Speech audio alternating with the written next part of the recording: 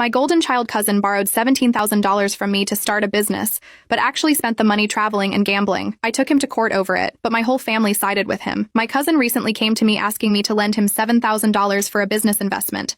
He already owed me $3,000, so at first I said no, but my parents forcefully pressured me into giving in. My cousin promised to have it back to me within 6 months as he'd have his business up and running by then. However, the 6 months passed, and not only had he not even started his business yet, but he had actually spent the $7,000 on himself. He went traveling in Asia, bought a new gaming console, and gambled the rest away. I remember the day he came to me about it, his parents and mine with him. Apparently, he felt awful for how reckless he was with the $7,000 and wants to make things right. In order to do this, he asked for another loan of $7,000, swearing that this time he'd start a business. I straight up laughed at him, but as I was in the middle of telling him no, my aunt interrupted me. She screamed that family help each other out and started relentlessly pushing me into giving him the money. The memories of being ganged up on like this resurfaced, and as my parents, my aunt and uncle, and my brother all towered over me talking about lending him the money, I essentially let them bully me into giving my brother another $7,000. As the months went on, my brother Darren, of course, never paid me back. I gave him another 6 months, and after that I started pressing him about the now total $17,000 he owed me. Of course, my family defended him, saying I was overreacting and needed to give him time. This was unfortunately no surprise, as growing up the difference between Darren and me was obvious. I remember being 16 and working long hours at a diner to save for my first car. I took every extra shift I could, while Darren didn't have to work at all. On his 16th birthday, our family threw him a big party and gave him a brand new car with a huge red bow on top. It wasn't just the car that bothered me, it was how the family treated him. They acted like Darren deserved the world, while no one seemed to notice how hard I worked. When I finally saved enough to buy a used car, there was no celebration. It felt like my effort didn't matter. One Thanksgiving, Darren casually mentioned crashing his car while racing with friends. Instead of being upset, my family laughed and brushed it off. My uncle even wrote him a check to cover the repairs. If that had been me, I'd have been grounded for months. It was always like that. When Darren struggled in school, they hired tutors and blamed the teachers. When I had trouble, I was told to figure it out on my own. Darren got everything handed to him, while I had to work for everything I had. The family saw him as special, while I was just expected to manage on my own. My mom told me to be patient. Darren has always come through for the family, and he'll come through for me too. Sure, Darren had helped family members before. He'd paid off my aunt's overdue credit card bill once, and even covered my cousin's rent when she lost her job. Everyone loved to remind me of that as if those small favors made him some sort of hero. But what they conveniently forgot was that Darren never had to worry about his own bills. My uncle had always handled his car payments, and my aunt paid his credit card debt when it got too high. His college tuition? Fully covered. He never had the stress of budgeting, of choosing between paying the electric bill or the rent. Of course, he could come through when he didn't have real responsibilities weighing him down. Darren would swoop in and throw a few $100s at someone now and then, but no one had ever given him anything like the $17,000 total I'd loaned him. That was a whole different story. He was always the one offering help, not the one owing it. No one had ever asked him for anything this big, and now that I had, he couldn't handle it. Then there was the confrontation. I gathered up the family and asked Darren for the money in front of everyone. I looked around the room for some form of support when I made my statement, but all I got were blank stares. My father gave me a shrug. Darren, on the other hand, just sat there, looking smug, his hands folded in front of him like he had nothing to answer for. The aunt that he paid the credit card for broke the silence and said that I was overreacting and that family isn't just about money. She said I was causing a rift over something trivial,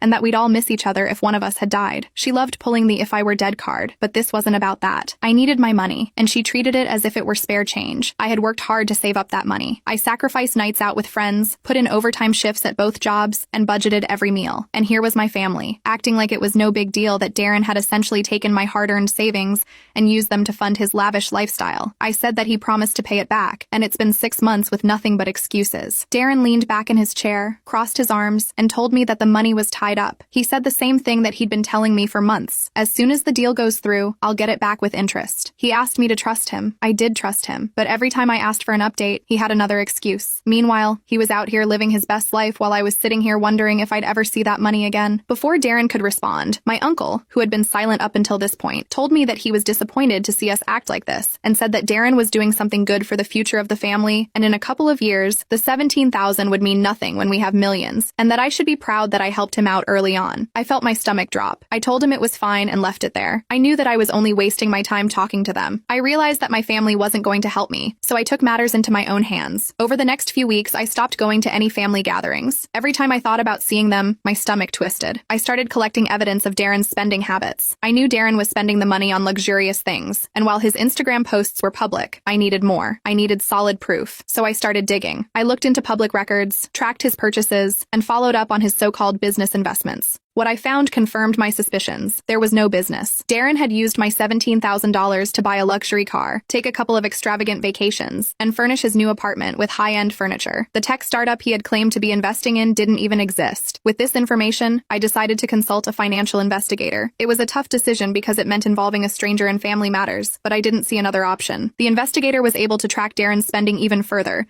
and provided detailed reports that laid out exactly where my money had gone. As I looked at the final report, I felt a strange mix of relief and anger. Relief that I finally had concrete proof. Anger that I had let it get this far. But now, I had something undeniable. My plan was to present to my family to finally get them to see the truth. When I called for another family meeting, I knew it wouldn't be easy. But I thought, maybe with the evidence in hand, they would finally believe me. I was wrong. Sitting around the same dinner table, I presented everything, including the investigator's report, the public records, and screenshots of Darren's lavish spending. I even had a timeline that outlined how, from the day I loaned him the money, Darren had been using it for personal gain. At first, the room was quiet. I expected shock and maybe some apologies for not believing me sooner. But what I got instead was disbelief. My mom said that couldn't be right and that Darren wouldn't do anything like that. Darren tried to play it off. Some of the money went toward business expenses and he spent some of it on himself, but that's just how business works. He explained. He said he had to look successful to be successful. I confronted him again and told him that he took my money under false pretenses and used it for his own benefit. That's fraud. At the word fraud, the room tensed. My father's face turned red. My uncle shifted uncomfortably in his seat, and my mother just stared at Darren,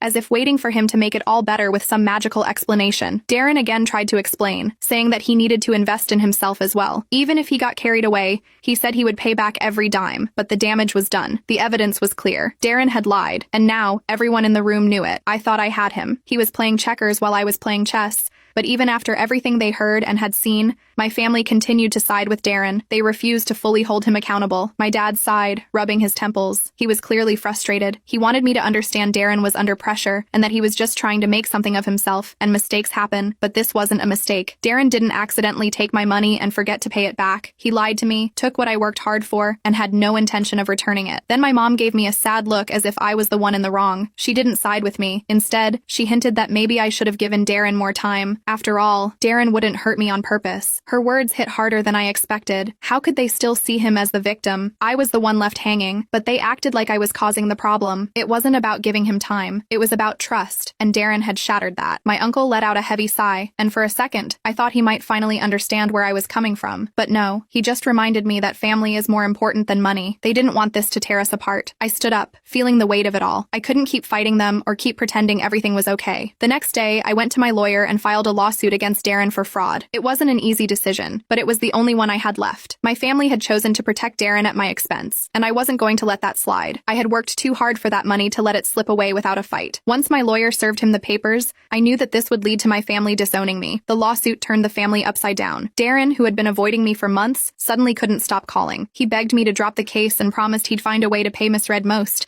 and that betrayal wasn't something I could easily forget. As for Darren, his reputation was in tatters. He is in the works of paying back the money. No one trusted him anymore, so he couldn't pull the Rob Paul to pay Peter scheme that he normally conjured up. At least in the end, I got my money for the down payment on my first house, and the interest helped me pay for some new furniture. E-back. When that didn't work, he'd lash out, accusing me of ruining his life. But I wasn't buying it. I'd heard his excuses too many times before, and I knew better now. My parents were furious. They didn't care about the money anymore. To them, I was the one destroying the family, but I wasn't backing down. The court proceedings dragged on for months, with Darren's lawyer trying to paint me as unreasonable. During the trial, I was shocked when my uncle took the stand to defend Darren. He was there to testify that the money I had loaned Darren was given in good faith, not a loan at all, but for support. He claimed Darren had made efforts to get other family members to invest in his business too, as if that somehow justified everything. He said that I was one of the many who offered the money since I knew that starting a tech company would need a lot of startup capital. I remember Darren coming to me and asking if I wanted to be part of it, my uncle said, looking directly at the judge. He told me about the business, about how it was going to take off, and he just needed help from family. We all knew he was doing something important for his future. This wasn't a part of some scam. He made it seem like I was one of the many, but none of the others had actually given him money. That part was left out. The whole thing was framed as if Darren had been doing the right thing and I had simply misunderstood the situation. But the evidence spoke for itself. They didn't know that I had all the messages between us that showed him saying that he would pay me back. Between this, the investigator's report, Darren's spending records, and his own inconsistent testimony, it all pointed to one thing: fraud. In the end, the judge ruled in my favor. Darren was ordered to repay the full amount, plus interest, and was fined for his fraudulent fraudulent actions. I wish that the court ruling brought some sense of closure, but the truth is, my relationship with my family was forever changed. They apologized, of course, once the ruling came down, but their apologies felt hollow. They had chosen Darren over me when it mattered.